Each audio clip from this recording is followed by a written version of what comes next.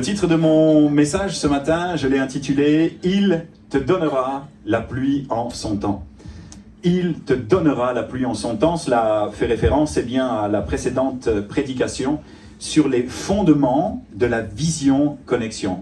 Il y a quelques jours de cela, à peu près 15 jours, nous avons un samedi soir présenté la vision connexion dans son ensemble et le lendemain matin, les fondements spirituels et bibliques de la vision connexion. Et cela repose bien sur un verset que nous avons décortiqué et qui a été passionnant, n'est-ce pas, pour ceux qui étaient là, à découvrir. Et pour ceux qui n'étaient pas là, eh bien, je vais vous inviter tout simplement à nous rejoindre sur YouTube. Philippe Châtre, pour l'instant c'est comme ça, Église Connexion, et vous allez tomber bien, sur notre série de messages. Et franchement, là, il y a 15 jours, on a vécu quelque chose d'assez fort. Je vais vous lire Joël chapitre 2, verset 23, et vous replonger un petit peu dans le contexte, pour ceux qui n'étaient pas là, de ce que nous avions étudié. « Et vous, enfants de Sion, et j'aime bien dire enfants de connexion, soyez, amen, ça tombe bien, hein, soyez dans l'allégresse et réjouissez-vous en l'Éternel votre Dieu, car il vous donnera la pluie en son temps. Il vous enverra la pluie de la première et de la arrière-saison comme autrefois. » Et en fait, on avait découvert que la pluie en justice, parce que le mot « temps », dans ce passage, il vous donnera la pluie en son temps, au milieu, le verset du milieu. Eh bien, temps en hébreu, c'est justice. On pourrait retraduire donc cette portion de verset de la manière la plus simple possible. Dieu dit que, au travers d'une promesse faite au peuple d'Israël, à tous les croyants, si vous revenez à moi, je vais vous donner la pluie en justice. Qu'est-ce que cette pluie en justice ? Après que vous soyez détournés de vos péchés et repentis, je vais vous justifier. La pluie en justice était en fait le signe qu'Israël était justifié lorsqu'il revenait à Dieu. Il y avait tellement de belles choses que Dieu faisait lorsque son peuple venait tout à nouveau se jeter dans ses bras. Et pour faire suite à ce message que l'on va encore décortiquer, vous allez voir que Joël, par exemple, chapitre 2 et verset 12, à ce sujet, un peu avant Joël 2,23, regorge de choses extraordinaires, et on va les voir ensemble. Vous êtes d'accord avec cela ? Ça va pour l'instant, la pluie en justice, pour ceux qui n'étaient pas là ? Il vous donnera la pluie en son temps, le temps c'est justice, il vous donnera la pluie en justice.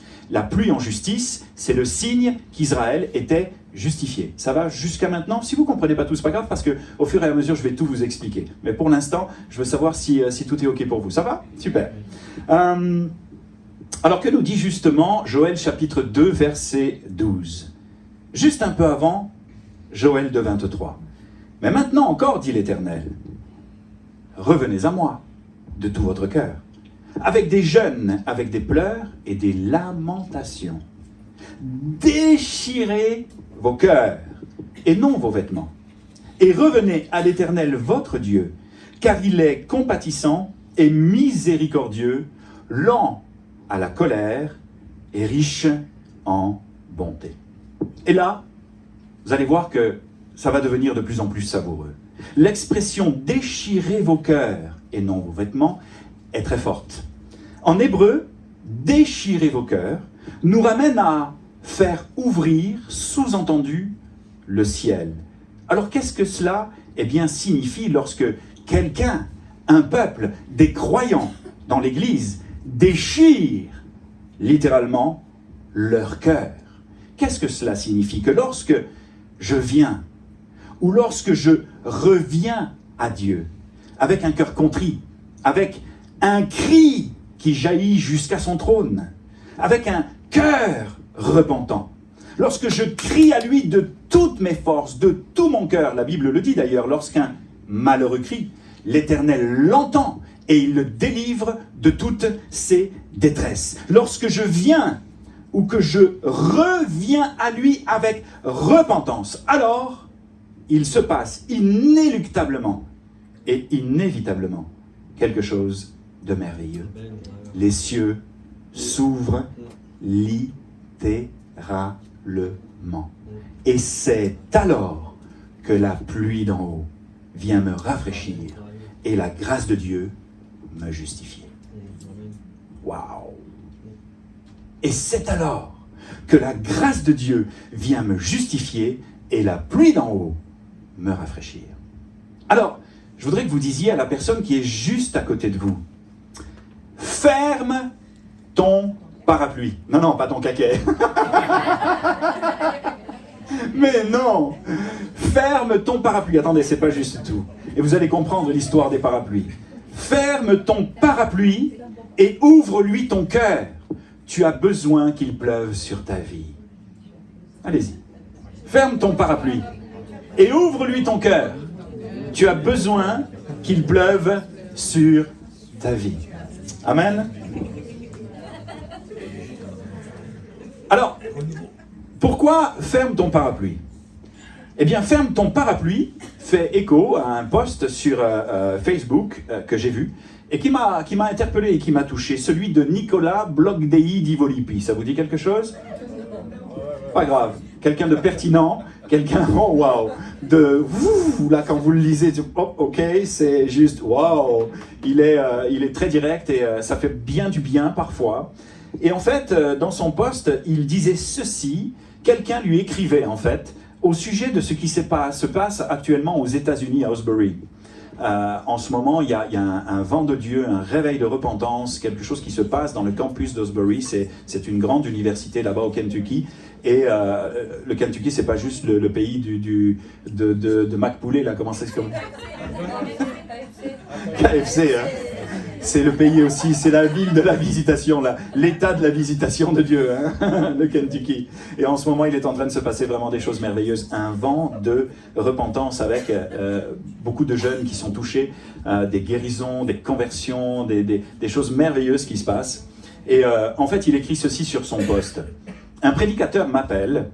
Il a tenu récemment une conférence nationale qui a eu un certain retentissement. Je ne dirai pas son nom, écrit-il, pour le préserver.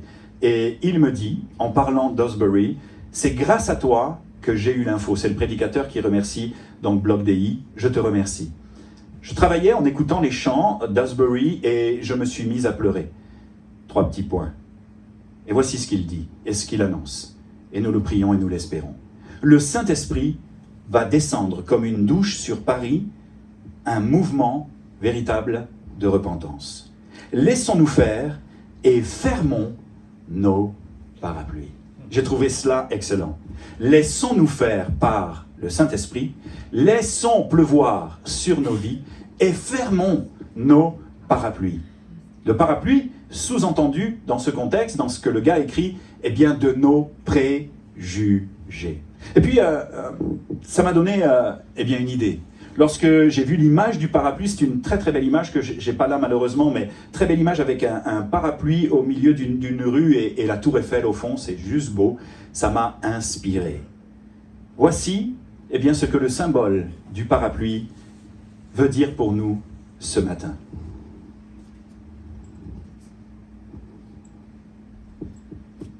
Ferme ton parapluie.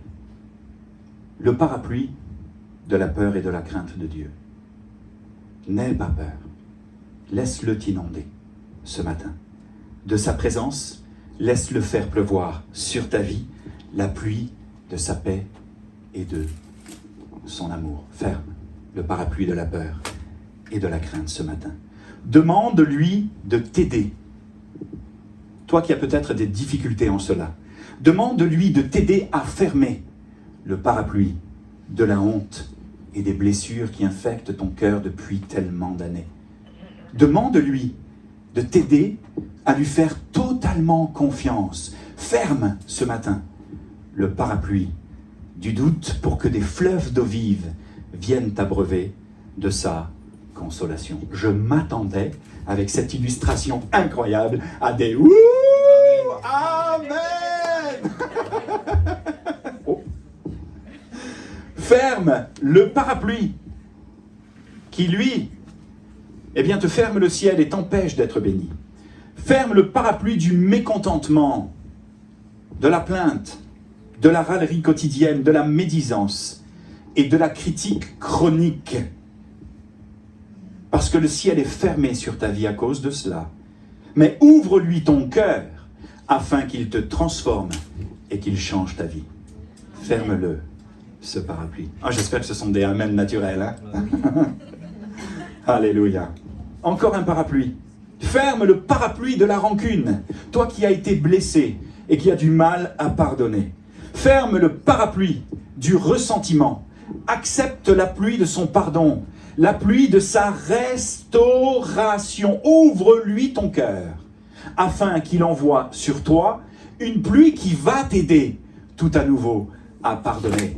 Prends le risque d'être encore blessé, mais laisse-le te conduire sur les chantiers, les chantiers j'ai dit ? Les chantiers et les sentiers de la justice. Amen, c'est pas mal. Chantier de restauration, chantier de justice, et c'est ça. Amen. Cesse de te cacher enfin. On va prendre celui-là, parce qu'il était prophétique celui-là. Ah ouais. Cesse de te cacher derrière le parapluie de la paresse, des faux semblants, des fausses excuses, pour ne pas venir à lui. Toutes sortes d'excuses que les gens ont pour ne pas venir à Dieu.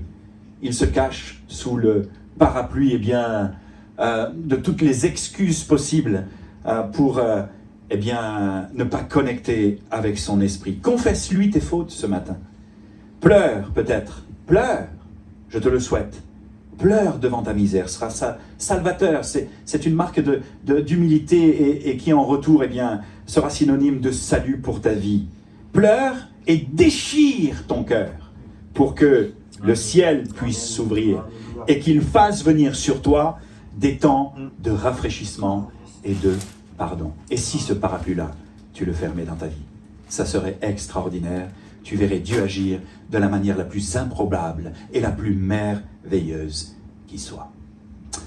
Dans le livre des Actes, au chapitre 3 et au verset 19, il est écrit ceci. « Repentez-vous donc et convertissez-vous pour que vos péchés soient littéralement effacés, afin que des temps de rafraîchissement viennent de la part du Seigneur et qu'il envoie, c'était prophétique, de la pluie d'en haut, de la pluie en son temps, qu'il envoie celui qui vous a été destiné, savoir Jésus-Christ, que le ciel doit recevoir jusqu'au temps du rétablissement de toutes choses dont Dieu a parlé anciennement par la bouche de ses saints prophètes. Et là, j'ai encore fait, au travers de la racine,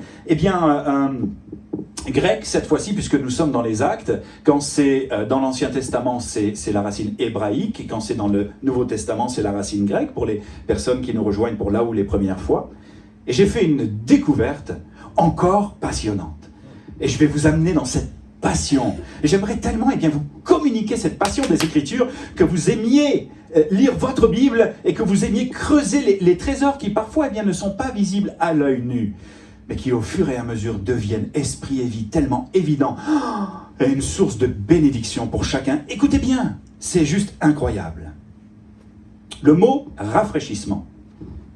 Tu peux laisser le verset 20, s'il te plaît, afin que des temps, merci, de rafraîchissement viennent de la part du Seigneur. Le mot rafraîchissement est un terme médical qui au départ était appliqué au temps messianique, à la pluie d'en haut. Mais ça ne s'arrête pas là. Parce que si c'est un terme médical, c'est aussi, entre autres, en grec, la notion de rafraîchir fraîchement, réparer des effets de la chaleur, mais aussi et surtout, écoutez bien, respirer, souffler, rafraîchir en soufflant et retrouver sa respiration. Alors on pourrait retraduire Actes chapitre 3 verset 19, verset 20 notamment, ainsi, repentez-vous donc, écoutez bien, c'est fabuleux, et convertissez-vous, venez à Dieu ou revenez à lui, pour que vos péchés soient pardonnés, effacés, afin que vous retrouviez votre souffle. Waouh! Moi là, quand j'ai découvert ça, ça m'a fait un effet juste... Afin que vous retrouviez votre souffle, le souffle de la vie. Que vous retrouviez votre respiration, que vous reveniez à la vie. Un second souffle, me disait Sandrine, de la part du Seigneur. Le souffle que Dieu insuffle par le Saint-Esprit lorsque nous lui confions nos vies, lorsque nous la lui donnons. Wow. Afin que des temps de rafraîchissement, vous ne lirez plus ce passage de la même manière, viennent de la part du Seigneur, afin qu'il te redonne un second souffle. Amen. C'est juste merveilleux. Quel beau verset. Un beau verset qui se fait l'écho de Joël 2,23 que nous avons lu. Et après cela, après que vous soyez revenus à moi, dit le Seigneur, je vous donnerai, je vous enverrai la pluie en son temps, la pluie en justice, une pluie rafraîchissante, un second souffle de la vie d'en haut. Or, nous l'avions étudié, pour ceux qui étaient là il y a 15 jours, c'était pas la semaine dernière, c'était il y a 15 jours. Le mot pluie maintenant, est-ce que tu peux remettre Joël 2,23 s'il te plaît, Sam? Vous allez découvrir que le mot pluie signifie également en hébreu quelque chose de fabuleux. Le mot pluie vient d'un mot hébreu qui nous ramène à docteur, c'était prophétique, qui nous ramène à enseignant, qui nous ramène à maître. Voici donc comment nous pourrions retraduire Joël 2,23. Car il vous donnera le docteur ou le maître en justice. Exactement. Réjouissez-vous en l'Éternel, votre docteur, votre Seigneur, pardon, votre Dieu, car il vous enverra le docteur, justement, le maître en justice, signe pour votre justification. Celui qui va accomplir pleinement et parfaitement ma justice. Et vous l'aurez compris, pour ceux qui sont habitués à la Bible et à venir à l'Église, ce maître en justice dont il est question n'est autre que Jésus. Absolument. N'est autre que Jésus-Christ, notre Sauveur. Celui qui est mort pour nos péchés et ressuscité pour nous justifier, pour nous rendre justes. Ça, c'est incroyable à découvrir. Des temps de rafraîchissement, une pluie d'en haut, le docteur en justice qui va être envoyé pour nous justifier après que nous nous soyons approchés de lui, après que nous nous soyons repentis de nos péchés, après que nous soyons retournés dans les bras du Père. À présent, j'aimerais vous poser une question importante. De quoi s'agit-il finalement? Parce que je vous parle de ce docteur en justice qui vient nous justifier. Mais de quoi s'agit-il lorsque nous parlons de justification, par exemple? Lorsque nous parlons de la justice de Dieu, lorsque nous disons que Jésus est le signe pour pour notre justification. Voici tout d'abord la mauvaise nouvelle. Quoi donc? Nous dit Romains chapitre 3 à partir du verset 9. Quoi donc? Sommes-nous plus excellents? Nullement. C'est Paul qui écrit cela. Car nous avons déjà prouvé que tous, juifs et grecs, sont sous l'empire du péché. Selon qu'il est écrit, il n'y a point de juste, pas même un seul. Nul n'est intelligent, nul ne cherche Dieu. Quel constat! Tous sont égarés, tous sont pervertis. Il n'en est qu'aucun qui fasse le bien selon Dieu, pas le bien selon les hommes. Pas même un seul. Leur gosier est un sépulcre ouvert. Ils se servent de leur langue pour tromper. Ils ont sous leurs lèvres un venin d'aspic. Leur bouche est pleine de malédiction et d'amertume. Waouh! Ils ont les pieds légers pour répandre le sang. La destruction et le malheur sont sur leur route. On n'a qu'allumer les informations pour se rendre compte que tout cela est encore malheureusement vrai. La crainte de Dieu n'est pas devant leurs yeux. Or, nous savons que tout ce que dit la loi, elle le dit à ceux qui sont sous la loi, afin que toute bouche soit fermée et que tout le monde soit reconnu coupable devant Dieu. Car nul ne sera justifié devant lui par les œuvres de la loi, puisque c'est par la loi que vient la connaissance du péché. Le constat, il est clair, nous sommes tous pécheurs. Il n'y a pas un seul juste. Mais voici maintenant la bonne nouvelle. Parce que si je vous laissais avec ça, ça serait juste catastrophique, n'est-ce pas? Mais maintenant, au verset 21, sans la loi est manifestée la justice de Dieu, à laquelle rendent témoignage la loi et les prophètes. Justice de Dieu par quoi? Par la foi en Jésus-Christ. La foi dans ce docteur en justice pour tous ceux qui croient. Il n'y a point de distinction. Juif, grec, italien. Il y en a beaucoup dans la salle. Les Mosellans, les Parisiens, les Français, les Anglais, les Québécois, en tout cas là, bonjour du Québec là, tu sais là, c'est pas le fun. Tous ont péché et sont privés de la gloire de Dieu. Il n'y a pas de distinction. Justement, c'est le verset qui vient ensuite. Car tous ont péché et sont privés de la gloire et de la grâce de Dieu. Et ils sont gratuitement justifiés par sa grâce, par le moyen de la rédemption qui est en Jésus-Christ. Alors, là je vais ouvrir une parenthèse un petit peu, mais vraiment un petit peu technique et théologique, pour que vous compreniez ce que cela veut dire, ce que je viens de lire veut dire. Parce que s'il y a quelque chose que nous devons bien comprendre, ça va? Ok? On y va? S'il y a quelque chose que vous devez comprendre ce matin, par rapport à la justice de Dieu, par rapport à se mettre en justice qui vient nous justifier, c'est bien la notion de rédemption. Si je vous posais la question ce matin, et que je vous demandais, donnez-moi une définition très simple de la rédemption, seriez-vous capable de le faire? Peut-être pas. Ce n'est pas du tout un jugement de valeur, ni quoi que ce soit. Nous avons besoin de comprendre, selon les Écritures, ce que cela signifie. Car tous ont péché et sont privés de la gloire de Dieu. Et ils sont gratuitement justifiés par sa grâce, par le docteur en justice, par le moyen de la rédemption qui est en Jésus-Christ. Soyez attentifs, parce que ce qui suit est encore plus merveilleux. Le mot rédemption dont il est question signifie en grec libération effectuée au prix d'une rançon. C'est celui qui a payé le prix pour un rachat. C'est le paiement pour des esclaves, pour ceux qui étaient captifs. C'est ça, bibliquement, la définition de rédemption. Et la rédemption, vous l'aurez compris, est en fait très étroitement liée avec la notion de rachat. Et c'est un terme qui était employé essentiellement pour l'achat de la liberté d'un esclave. Et son application, eh bien, à la mort de Jésus sur la croix, est extrêmement parlante pour nous ce matin.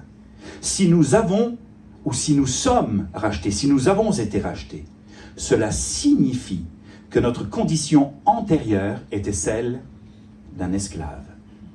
Dieu a donc racheté ou acheté notre liberté, de sorte que nous ne sommes plus maintenant par la foi esclaves du péché, ou dépendants de la loi de l'Ancien Testament pour être justes devant Dieu, ce qui était impossible. Il faut réaliser que Jésus a payé le prix pour notre libération, notre captivité du péché, et de ses conséquences, à savoir quoi? La mort, la séparation d'avec Dieu pour l'éternité.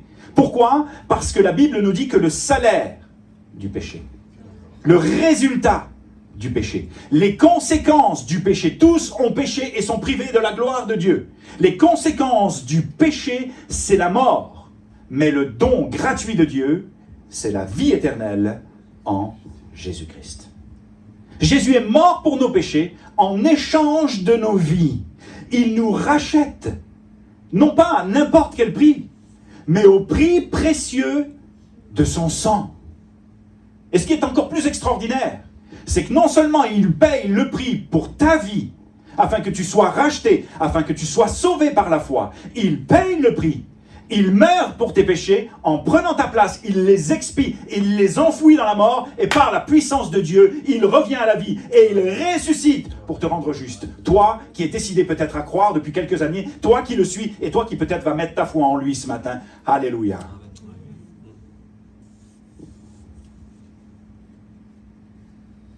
1 Pierre, chapitre 1, verset 18, nous dit ceci. « Ce n'est pas par des choses périssables, par de l'argent ou de l'or, que vous avez été rachetés de votre vaine manière de vivre. Non, celle que vous aviez héritée de vos pères.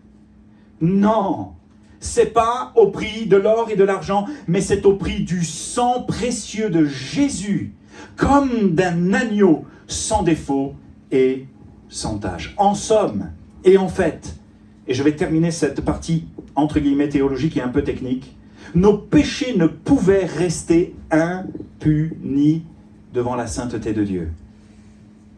Il va envoyer, parce qu'il t'aime tellement, il t'a tant aimé, il va envoyer Jésus afin que quiconque croit en lui ne meure pas, mais qu'il ait la vie éternelle. Jésus va payer le prix pour toi, parce qu'il t'était impossible de le faire.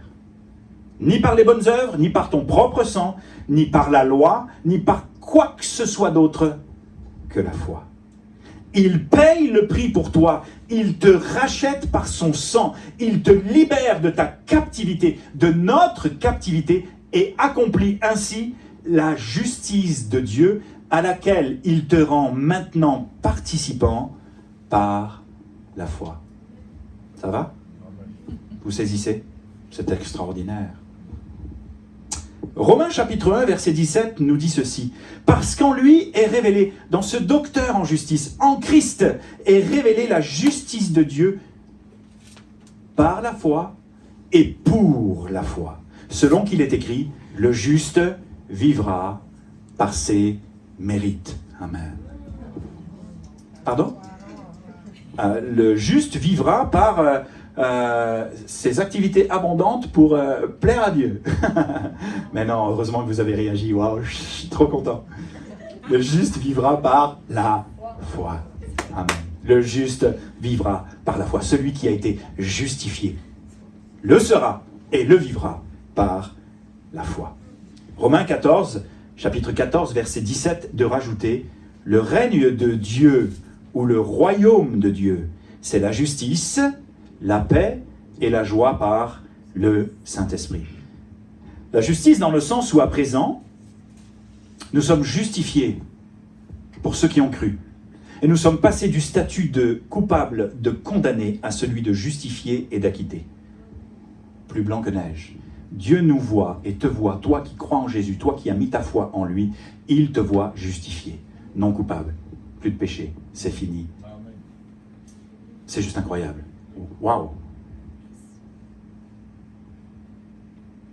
Romains chapitre 1 nous dit ceci, chapitre 8, verset 1 nous dit ceci.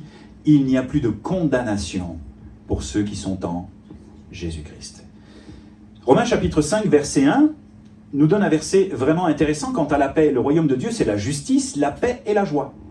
La paix, c'est étant donc justifié par la foi, nous avons la paix avec Dieu par notre Seigneur Jésus-Christ. Christ paye le prix, nous réconcilie avec le Père, si bien que maintenant, nous sommes en paix avec lui, par le sang de Jésus. Waouh! Et c'est aussi le royaume de Dieu, la justice, la joie, la paix et la joie, pardon. Je l'ai inversé. La joie par le Saint-Esprit quant à notre assurance éternelle. Romains chapitre 15 nous dit ceci, verset 13. Que le Dieu de l'espérance vous remplisse de toute joie et de toute paix dans la foi, pour que vous abondiez en espérance par la puissance du Saint-Esprit. L'espérance, bien sûr, de la vie éternelle. Je reviens à Joël 2,23 à présent, et je termine mon message tranquillement de cette manière. Et vous, enfants de Sion, de connexion, soyez dans l'allégresse et réjouissez-vous en l'Éternel, votre Dieu, car il vous donnera la pluie en son temps.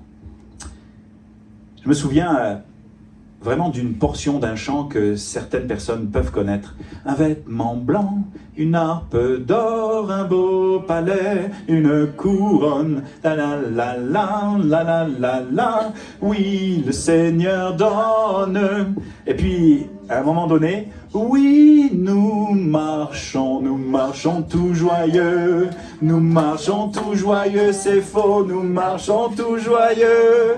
Oui, nous marchons tout joyeux, nous marchons tout joyeux vers les cieux. Je vous l'ai mal faite, mais c'était ça. Oui, nous marchons tout joyeux. Bref, la joie du Saint-Esprit, parce que nous marchons tout joyeux vers les cieux. Est-ce que c'est votre joie ce matin? Amen, amen, amen, amen, amen.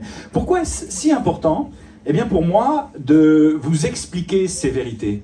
Pourquoi est-ce que c'est si important de les comprendre ce matin? Eh bien, premièrement, parce qu'il y a une promesse extravagante, à la fois folle et prophétique, quant au salut, au fait d'être sauvé par la foi de la condamnation à venir. C'est juste glorieux, quelle grâce. Mais il y a une deuxième promesse qu'il nous faut comprendre. Les promesses qui sont rattachées à la venue de Jésus et à la foi. Il y a ce que j'appelle les fruits de la rédemption, qui sont la vie éternelle, le pardon des péchés, la justice, la libération de la malédiction de la loi, l'adoption dans la famille de Dieu, la libération de l'esclavage du péché, la paix avec Dieu, la présence du Saint-Esprit en nous, les fruits de la rédemption, d'une part.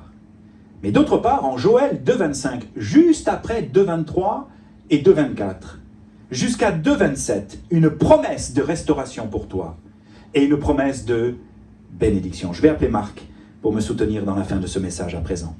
Parce que là, ça va être juste encore plus magnifique. On monte de magnifique en magnifique pour l'adorer ce matin. Alléluia, pour l'adorer ce matin. Ce qui est fabuleux, eh bien dans le verset que je vais vous lire, c'est la notion hébraïque d'un mot qui aurait pu être traduit différemment. Je voudrais vous lire Joël chapitre 2 verset 25. Je vous remplacerai les années, c'est une promesse pour toi, écoute bien. Je vous remplacerai les années qu'ont dévoré les sauterelles, le Gélec, le Asile et le Gazam, ma grande armée que j'avais envoyée contre vous. Et on aurait pu rajouter en conséquence du péché. Verset 26, vous mangerez et vous vous rassasierez. Vous célébrerez le nom de l'Éternel, votre Dieu, qui aura fait pour vous des prodiges, et mon peuple ne sera plus jamais dans la confusion. Verset 27, vous saurez que je suis au milieu d'Israël, au milieu de mon peuple, que je suis l'Éternel, votre Dieu, et qu'il n'y en a point d'autre. Et mon peuple, une deuxième fois, ne sera plus jamais dans la confusion. Ce qui est fabuleux, juste le verset 25, s'il te plaît, Sam,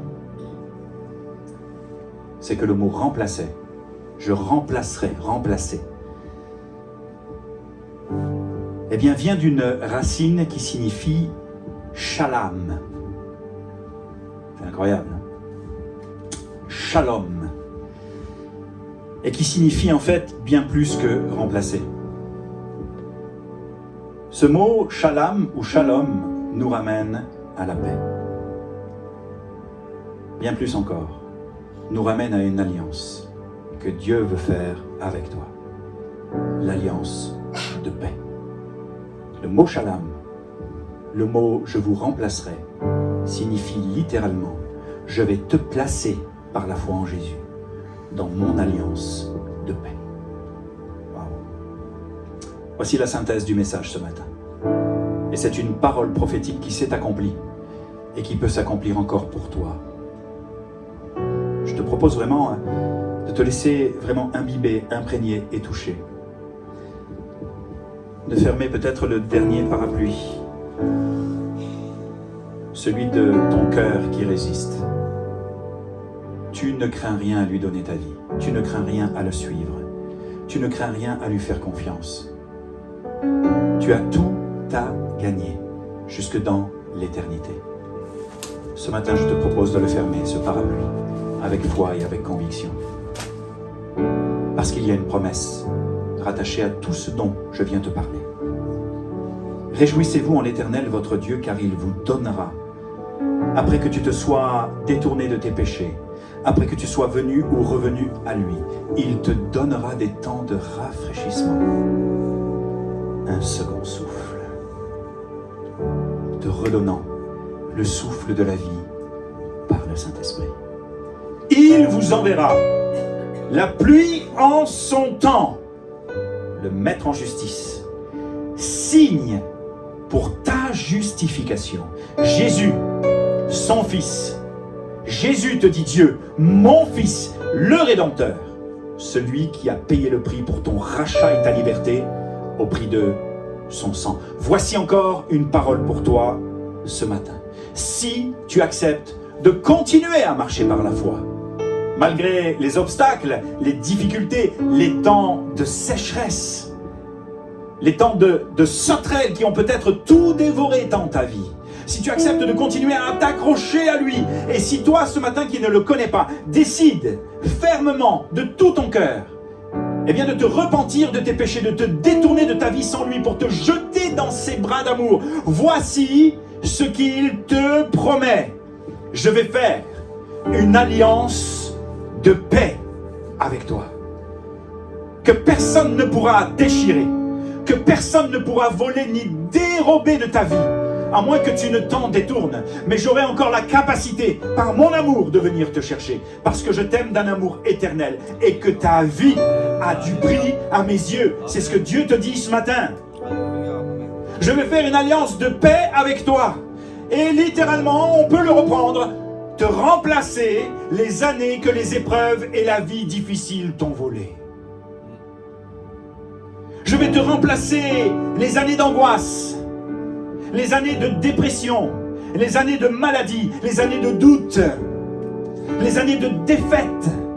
Je vais te remplacer les années de tristesse, les années d'agonie, les années de blessures, les années que t'ont dévoré, les sauterelles, ces années que la vie la plus injuste, eh bien, t'a dévoré. Je vais les remplacer par des années de consolation, par des années de restauration, des années de paix et des années de bonheur. Car je connais les projets que j'ai formés sur toi, te dit le Seigneur. Des projets de paix et non de malheur, afin de te donner un avenir et de l'espérance.